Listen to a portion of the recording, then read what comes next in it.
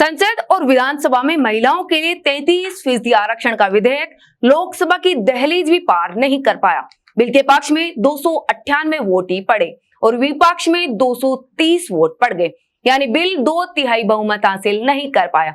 सवाल यह है, क्या महिला सशक्तिकरण की राह में रुकावट है या फिर चुनावी गणित बदलने की कोशिश। 17 अप्रैल को लोकसभा में संविधान का 131वां संशोधन बिल पेश किया गया, जिसका मकसद था महिला आरक्षण कानून को परिसीमन यानी डीलिमिटेशन से जोड़ना। लेकिन वोटिंग में एनडीए 2/3 बहुमत नहीं जुटा सका, 298 वोट ही पड़े और इसी के साथ ये बिल गिर गया।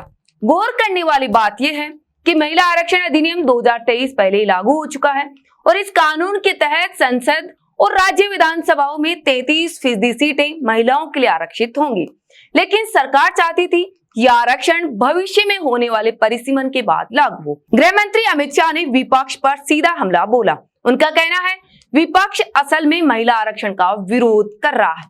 सीटों की संख्या बढ़ाना जरूरी है क्योंकि कुछ सीटों पर 30 से 40 लाख मतदाता हैं। परिसीमन संविधान का हिस्सा है। उन्होंने ये भी कहा कि जो सीटें बढ़ाने का विरोध कर रहे हैं वो असल में SC/ST आरक्षण बढ़ाने का भी विरोध कर रहे हैं। वहीं दूसरी ओर विपक्ष के नेता राहुल गांधी ने सरकार पर गंभीर आरोप लगाए।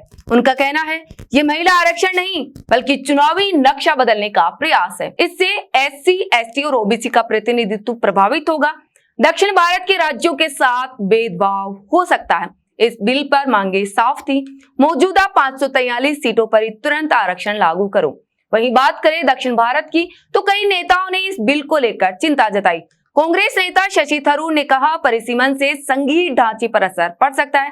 वहीं डीएमके नेता कनिमोझी करुणानिधि ने इसे ट्रैप बताया। वहीं MK स्टालिन ने काले कपड़े पहनकर विरोध जताया। साउथ राज्यों का मुख्य डर यह है कि जिन राज्यों ने जनसंख्या नियंत्रण किया है उनकी सीटें घट सकती है और उत्तर भारत का राजनीतिक वजन बढ़ सकता है। संसद में बहस के दौरान माहौल भी गर्म हो गया।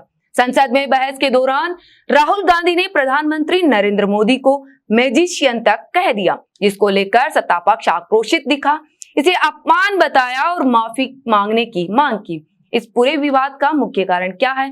क्या महिला आरक्षण तुरंत लागू हो या इसे परिसीमन और नई सीटों से जोड़ा जाए? तो एक तरफ सरकार कह रही है कि महिला सशक्तिकरण का बड़ा कदम है, वहीं विपक्ष का आरोप है ये सत्ता का समीकरण बदलने की रणनीति है।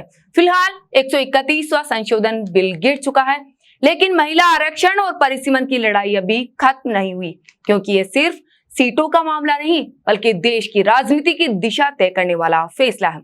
इस फैसले को लेकर आप क्या सोचते हैं, कमेंट में जरूर बताइए। मैं आपके साथ सोनू डाका। नमस्कार।